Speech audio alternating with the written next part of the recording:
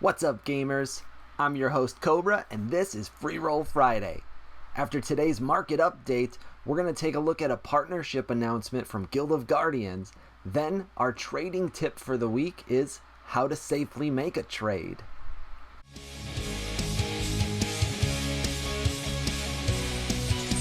This week's been pretty slow on the market watch front, as none of the 6 projects we track weekly had any major catalyst to impact the marketplace. That said, prices are always going up and down, so we're going to run through them for you today regardless. The only one where we are expecting some potential action is Riot Racers, and they are expected to drop a very large update any day now. However, as of Thursday, August 4th, that has not yet happened, so we haven't seen a lot of action there either. So let's jump right into Otherdeeds as we always do. The overall floor is down to 2.2 ETH from 2.3 ETH, so slight decrease, which is what we typically expect here. The biogenetic swamp or Bay Sea Land has come down 14% this week to 4.8 ETH, a very juicy price if you've been looking to jump in at that level. The Coda lands had a slight increase as their price is up to 16.75. Things were pretty static over on the Illuvium side. Their land has stayed pretty stable, which has been quite surprising to us here at the Freeroll, but a welcome sign because that means that there's not a lot of people looking to get out, which is always positive. The Tier 1 land is down very slightly to 0.4 ETH. Tier 2 land also down slightly to 1.07. That's still only about a 4% decrease though. And the Tier 3 land is actually up slightly, about 6% at 3.64. Our other Immutable X project, Guild of Guardians, was mostly down this week, especially for the heroes. We saw the overall hero floor drop to 0.0041, which continues to be incredibly affordable for anybody looking to get in at the NFT level instead of free to play. The epic heroes are only 0.0144, which is also very reasonable, and the legendary heroes are down to 0.107, which is inching close to an all-time low, I believe. Those are down a whopping 18% this week. The little bit of bright news, though, is that we have a 7% rise on the legendary pets. Last week we saw that Riot Racer prices were up pretty much across the board, or at least flat, and that I believe was due to some update anticipation after they announced that one would be coming very soon. We haven't seen that hit yet, and as such there hasn't been a ton of movement in the secondary marketplace for Riot Racers this week. We see the Artemis car floor is flat, still at 0.028. The Apollo car is down 4% at 0.055, and a Genesis car remains at 0.089, a very reasonable price there as well. We see the Genesis drivers finally took a little bit of a step back, down 11% to 0.017. Those aren't seeing a lot of action these days, as anybody buying drivers tends to be buying ones that are higher rated. Over on Frontier, we see slides across the board, mostly in the 20 to 30% range. The Stellar Key is down to 3.1 Ethereum, which is as low as I have ever seen it. That is down 21%.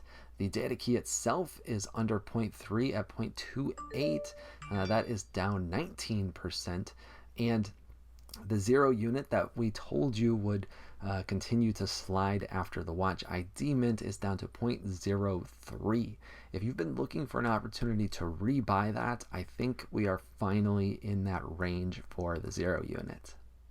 And Parallel continues to be an interesting floor watch. Last week we saw everything was down, but the Parallel keys were way up, and this week it is the exact opposite.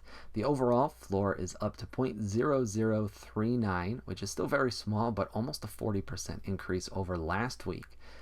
Last week saw a big jump on the SE floor as well, and that has continued as it's up another 32% to 0.023, which makes a lot more sense in my opinion.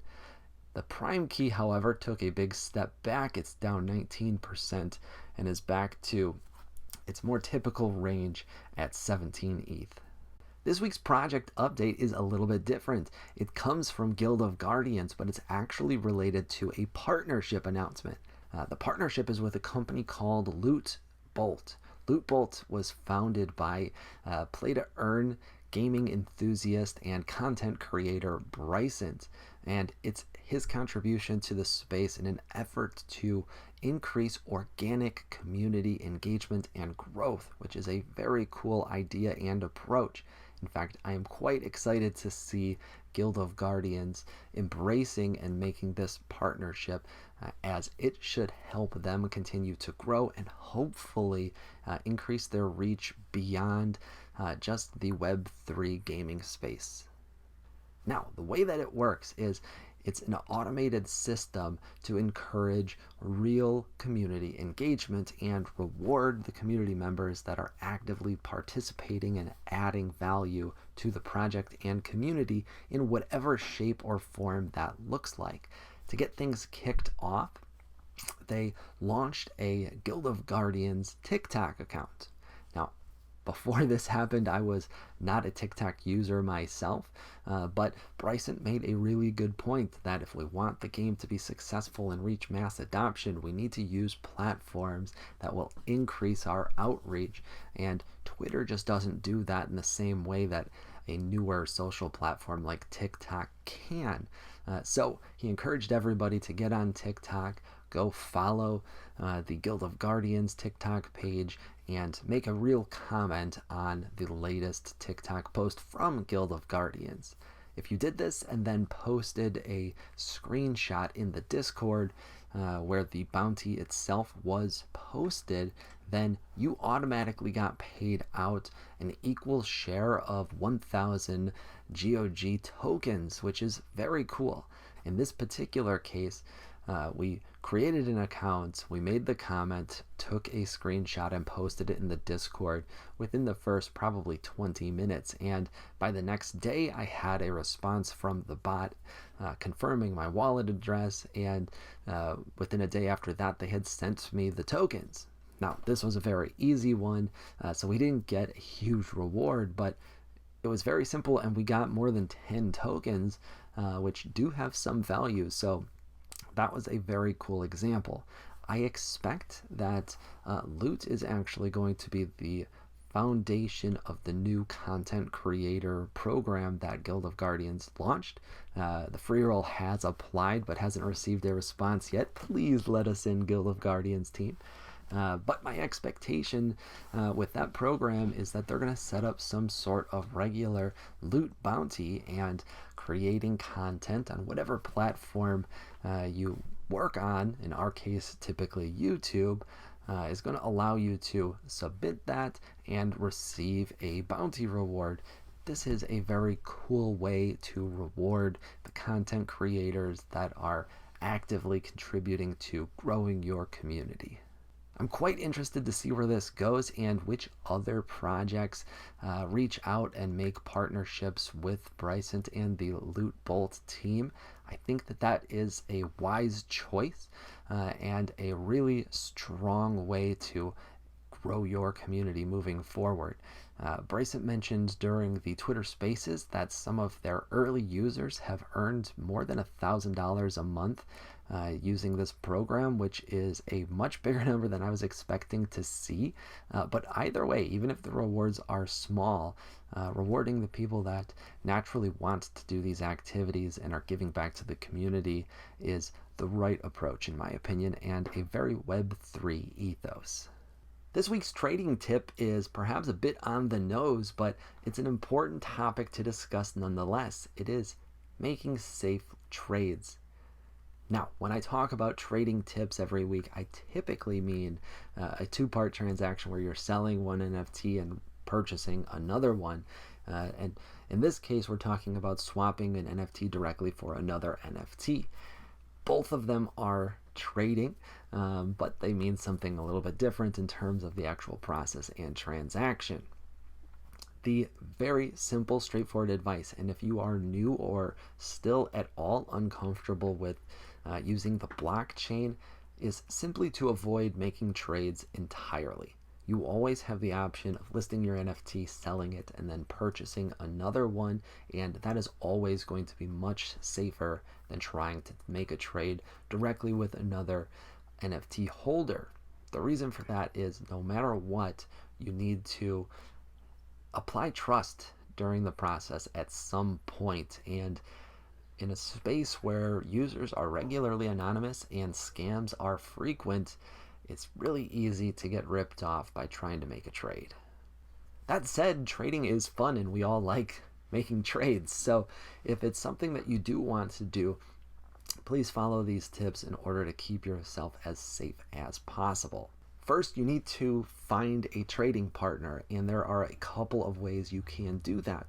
If you're searching for something specific on the marketplace, you can use the filters and find any of the NFTs that meet your qualifications. Click on the NFT and then click on the NFT owner.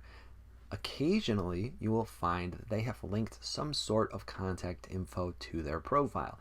So either you're not getting a response, not finding contact info, or simply struck out and looking for the NFT that you want to trade for, you still have additional options.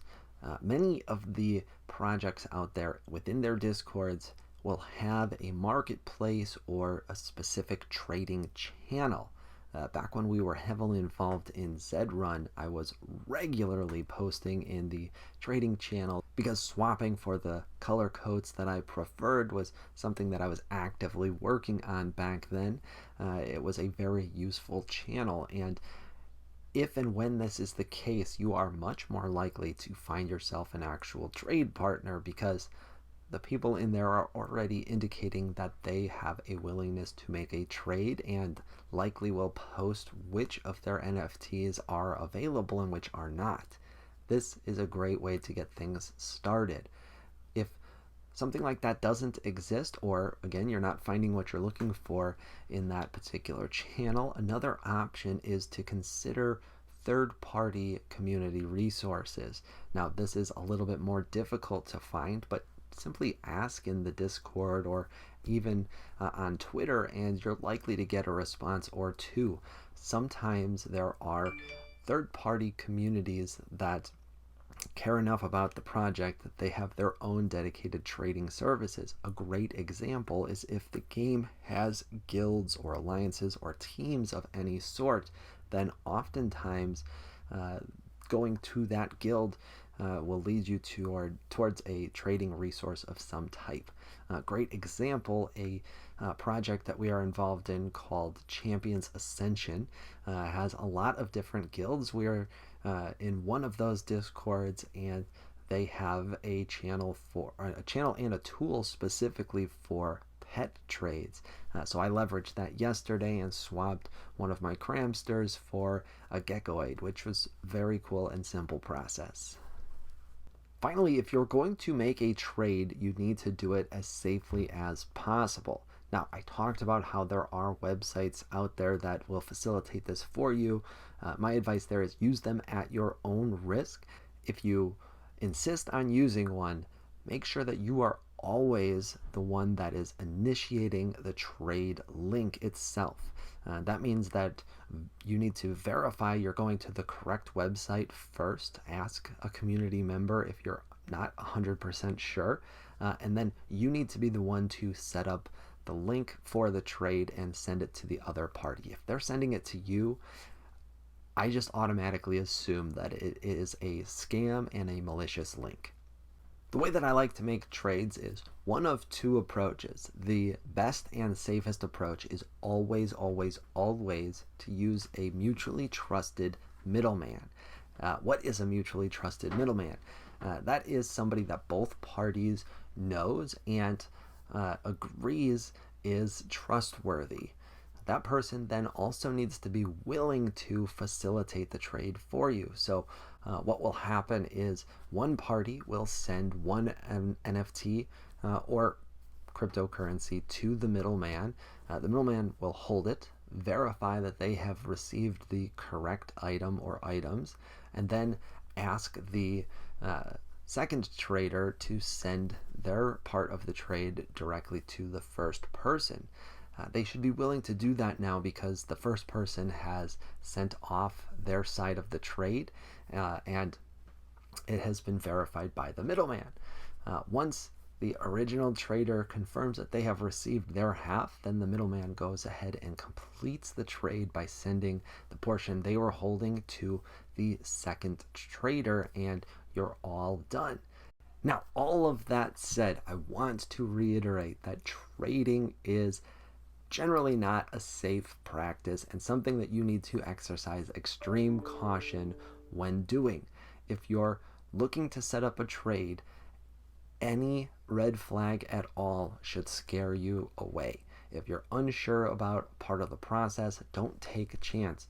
If you need to, reach out to a trusted community member and ask them if something smells funny or if it sounds like a safe trade.